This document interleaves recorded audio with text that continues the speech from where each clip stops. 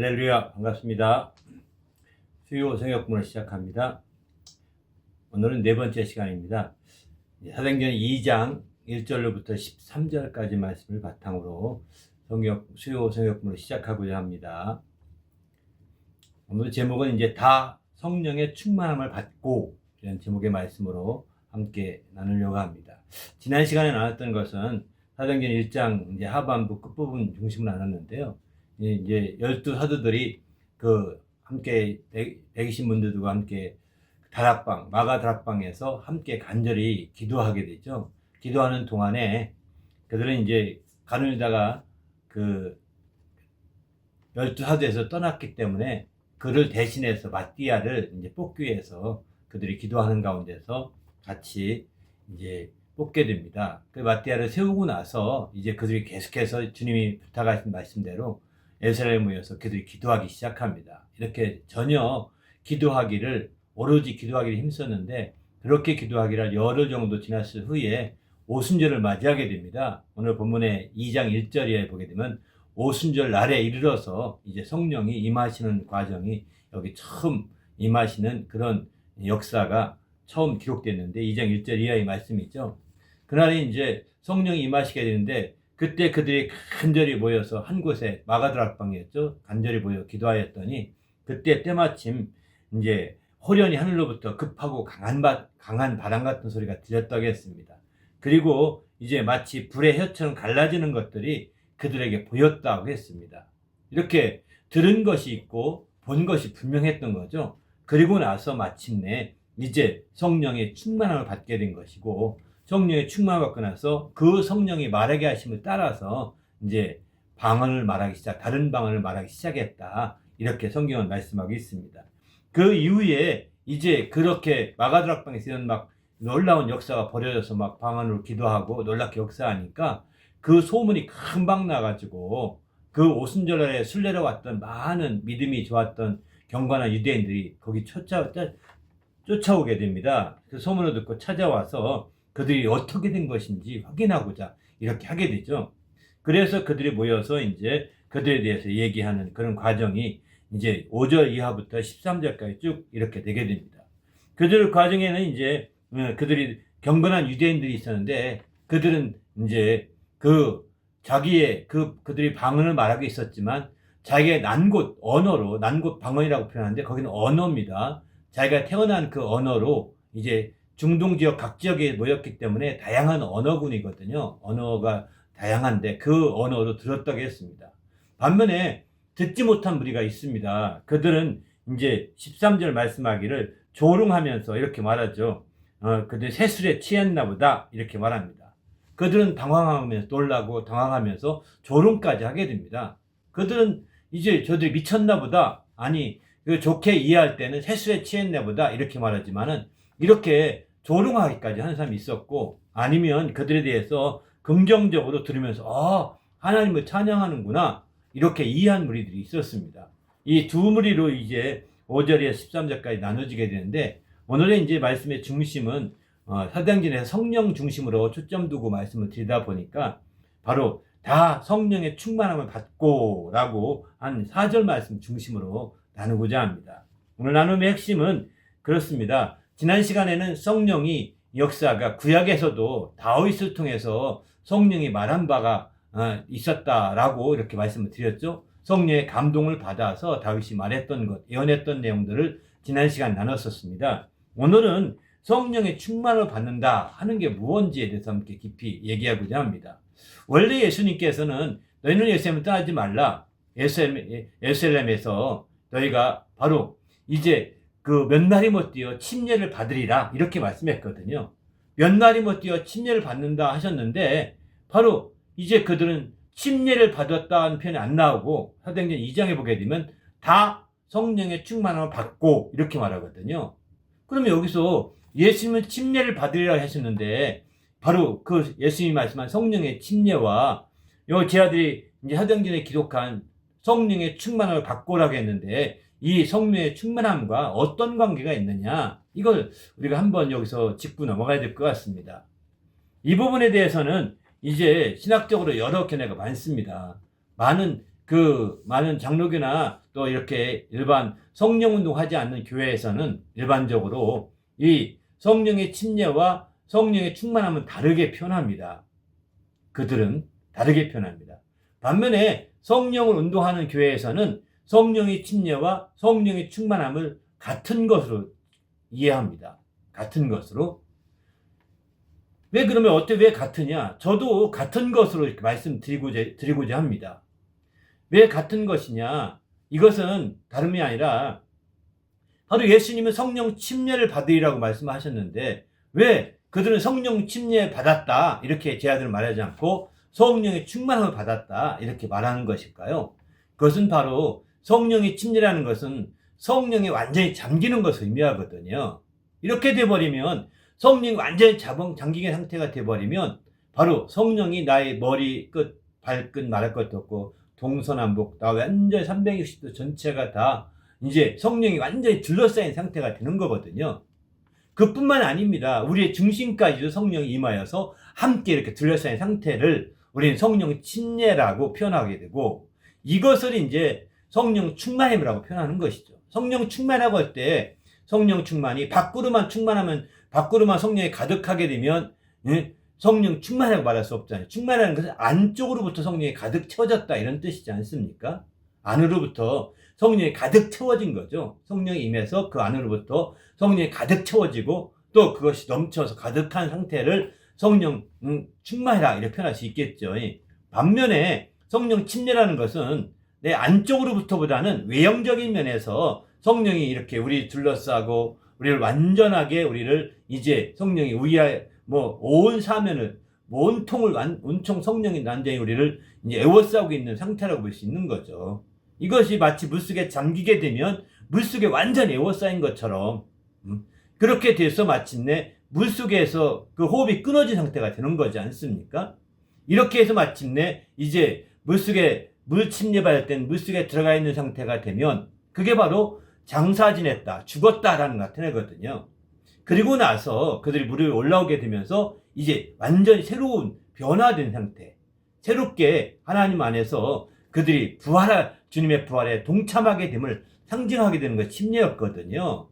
물 침례, 반면에 이 성령 침례는 뭐냐? 바로 성령 안에 완전히 잠긴 상태예요. 그리고 성령에 삐져나온 상태를 나타내는 건 없습니다. 사실은 물에 완전히 잠긴 상태에만 초점 두고 말씀했다고 볼 수 있는 거죠. 그래서 성령이 충만함이라고 표현을 쓰는 것은 이렇게 물속에 완전히 잠기고 성령에 이끌림만, 예수님도 성령 임하신 후에 이렇게 성령의 충만함을 입었다 이런 말씀을 쓰시거든요. 그 입었다는 표현이나 받았다는 표현은 거의 똑같은 표현인데 이 누가복음 4장에 보면 예수님도 성령의 충만함을 입어서 공생애를 시작하셨다고 하시거든요. 그가 그렇게 하기 위해서는 먼저 침례받고 나오실 때 성령이 임하셨지 않습니까? 그래서 그 안에 성령이 임하시고 또 이후에 성령의 충만함을 입어서 그분이 공생애를 사시게 되죠. 이렇게 되신 것처럼 이제 예수님께서 이제 성령의 충만함을 그렇게 입어서 공생애 사신 것처럼 이 마찬가지죠. 우리도 이제 성령의 충만함을 받게 된 것입니다. 오순절에 이르러서 드디어 그들이 간절히 기도하였을 때 성령의 충만함을 받아서 성령으로 침례를 받게 된 것이다 라고 이렇게 봐야 가장 합당하다고 볼 수 있을 것 같습니다. 그럴 때 비로소 이제 하나님의 뜻을 이루게 되는 거죠. 그때에는 이제 어떤 특징이 나타나냐면 성령의 인도함을 받게 됩니다. 성령의 침례를 받아 성령에 잠기게 되면 이제 성령을 벗어나려고 해서는 안 되고요. 성령을 힘입어 살려고 해야 되는 겁니다. 우리가 물속에 잠수하게 되면 물에서 막 벗어나려고 힘쓸 게 아니라 물을 이용하려고 하는 거잖아요. 물에 잠수해서 물을 이용하려고 해야 훨씬 까게 되는 거지 물에 저항하려고 하면 안 되는 겁니다. 물을 저항하려고 하고 물을 역행하게 되면 오히려 더 혼란을 겪게 됩니다. 오히려 큰 어려움을 닥칠 수밖에 없는 거죠.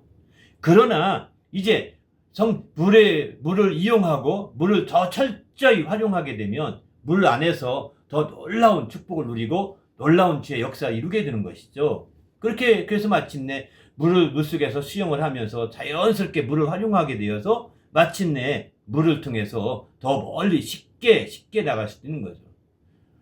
반면에 이제 물을 저항한다든가 물에 대해서 더 이제 그 물에 대해서 막 그 억지로 극복하려고 하게 되면 할수록 오히려 물에 빠지게 되는 경향이 있게 됩니다.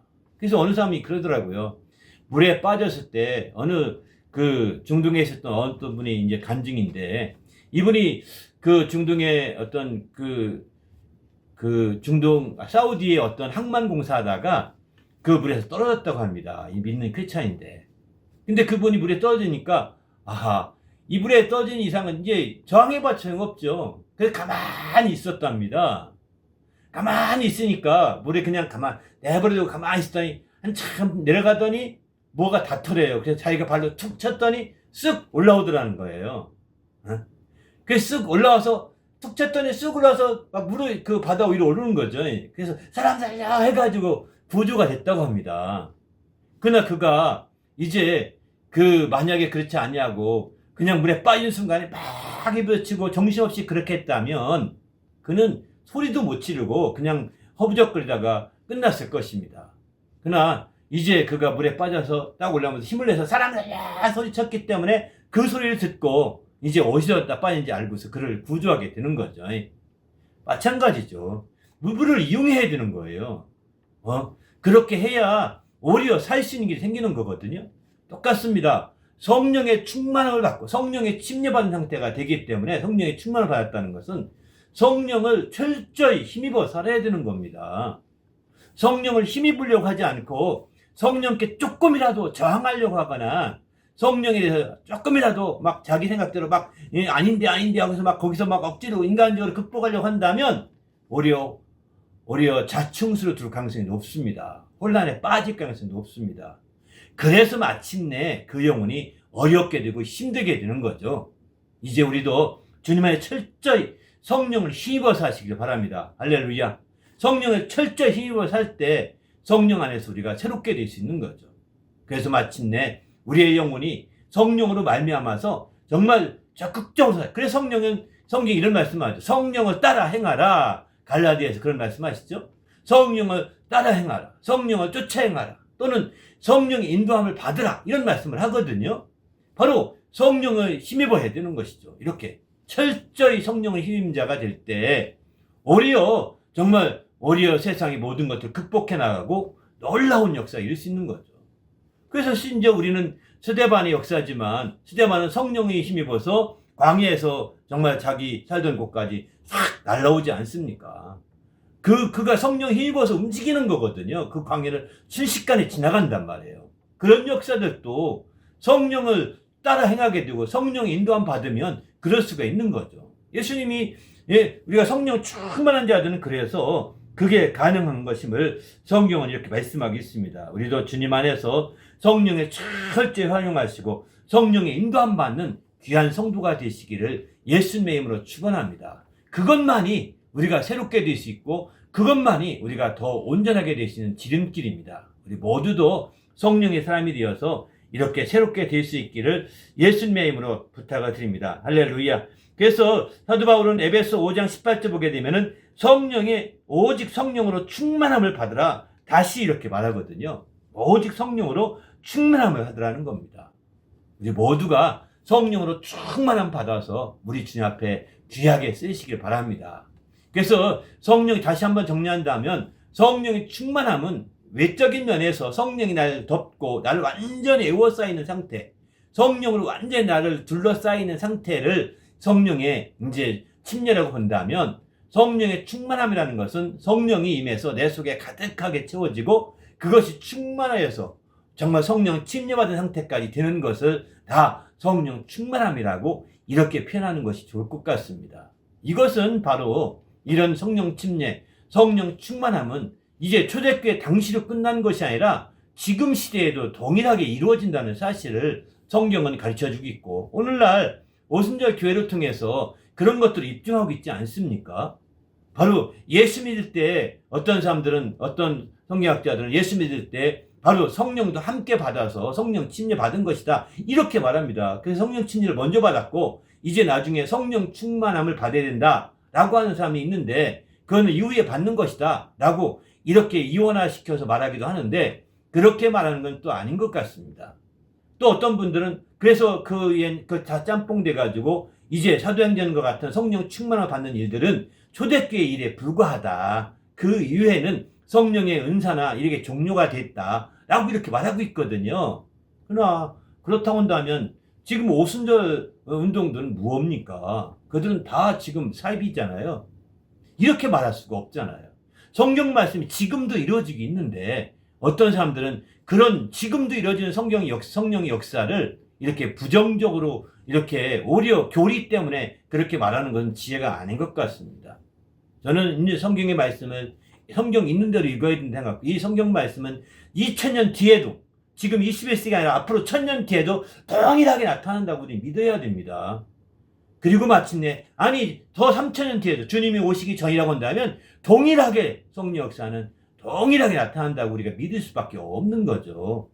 바로 그렇기 때문에 성령의 충만함을 이제 지금도 사모하는 자가 되시기를 바랍니다.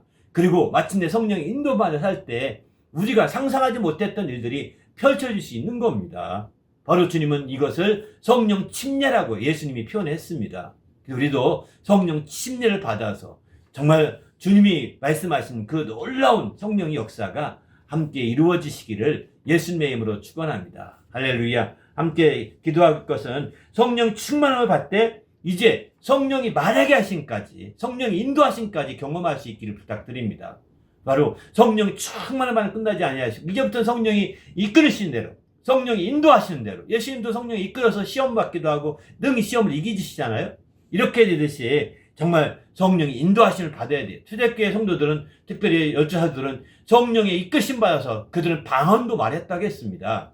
이제 우리도 이렇게 성령의 충만을 받고 성령의 이끌심을 받아서 놀라운 주의 역사들이 성령의 역사가 이어지시길 바랍니다. 더 나아가서 성령의 충만함 곧 성령으로 침례받아서 주의 뜻이 무엇인가 우리가 잘 분별할 수 있는 그런 자가 되어야 되겠다 생각됩니다. 이것을 함께 이 두 가지 제목으로 함께 기도하겠습니다.